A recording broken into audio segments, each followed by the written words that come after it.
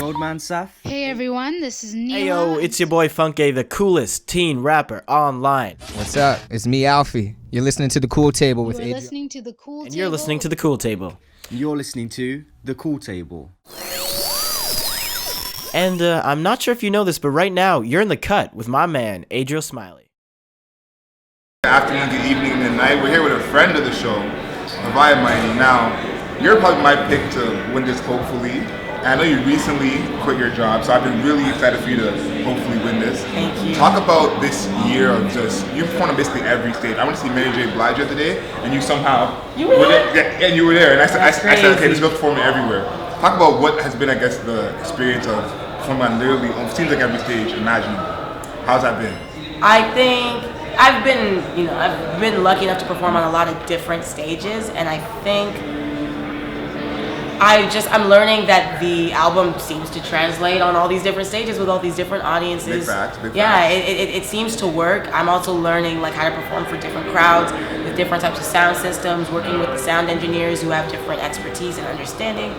I think it makes me really well-rounded to be able to, because I'm getting my feet wet now, and as you move on later in life, it makes each show easier because like you have less worries about what it's gonna be like. I know before, how big the crowd was could dictate my energy, or how good the sound was could dictate my energy, and I've found ways to introduce things on stage like having in-ear monitors, so the sound quality is never dictated by anything because it's always going to sound like I'm listening to my headphones, so I'm good, or just knowing my rig and knowing my setup, so like no matter who the sound guy is, I know how to communicate with them, and they all communicate differently, and so you do 10, 15 different shows with different sound men and women, and you start to learn the lingo, So I think it's just like being a little bit more well-rounded in terms of being a performer, and also just kind of being consistent within each performance and not letting the venue, the person, just not letting any of these like unknowns as you're approaching the event dictate what the show's gonna go like. You just kind of you gotta preset it. Yeah, so just like tonight, like it doesn't matter what happens in that room, I know exactly what my show's supposed to look like, and so when I go on stage, I'm supposed to give those 8 minutes that I know I'm committed to, and that's it. I feel that. Just do your thing, I guess nothing else can really affect that. That's what the shows and doing them so consistently make me feel like I'm getting better. Yeah, no, I can see that.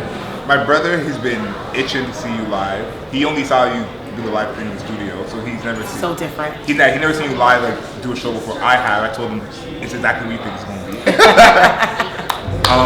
You're already performing tonight, but also you're up for the award itself. Talk about what it would really mean to you to win this now. Obviously it means something to everyone, but to you specifically, what would it mean for you to win this? Honestly, like money's cool, and I would put it right back into the craft the same way I've done with everything, every beautiful accolade that's come this year. But I think the acknowledgement in itself of an album being acknowledged by a bunch of musical critics, people that listen to music and that pride themselves on their taste in music, those people acknowledging my album and having so many of those people, I guess, get my album to the position that it's even shortlisted, I already feel like I've won. I already feel like I've won. But if it were to actually take the win, it would just be kind of like more of an explosive version of that same feeling of winning.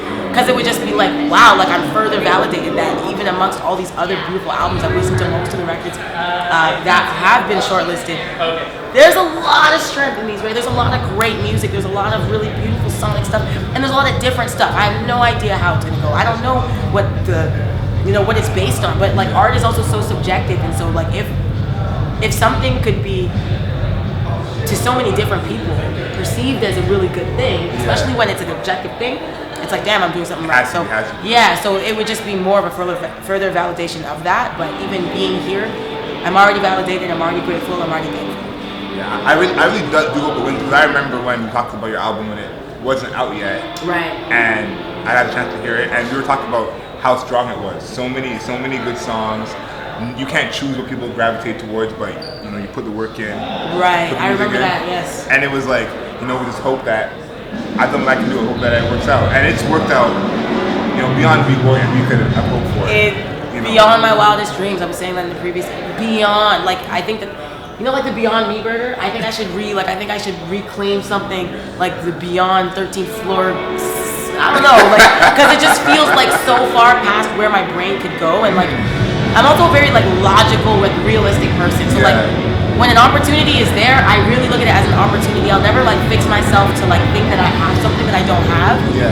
So every time that I do achieve something, it's like it is genuinely a surprise because I can't let myself down, and I also can never ignore how subjective music is. I know it's good. I know that work is good, but there's a lot of great musicians, and I can never omit that. And that's what keeps me humble and keeps me growing, is because I can never say it's good compared to something. I just know it's good. Like Straight. if I compare it to my other works, I'd say compared to my other works, it's the best. Yeah. But I myself cannot compare my record to the other none. I There's can't. no way. There's no way. And that is what the critiques are doing. And I know that all of them are doing this based on their life's experiences, but also their musical experience and like the fact that they pride themselves on having an understanding of what makes a good record. And I feel like, if I was on a jury, I would really take the time to, Yeah, oh, for because sure, I for think sure. I know as an audience, like I'm different than I would be as a musician, right? So like as an audience, my listenership is so different, and I can't include myself, Yeah. right? Because I can't critique myself. Not in the same way. Not in the same way. I can't. I just know there's biases. I just work as hard as I possibly can. And so when people validate that hard work is a good thing, and that discussions that are important and have been dismissed before in my life are now being pushed to the forefront, it's like, wow.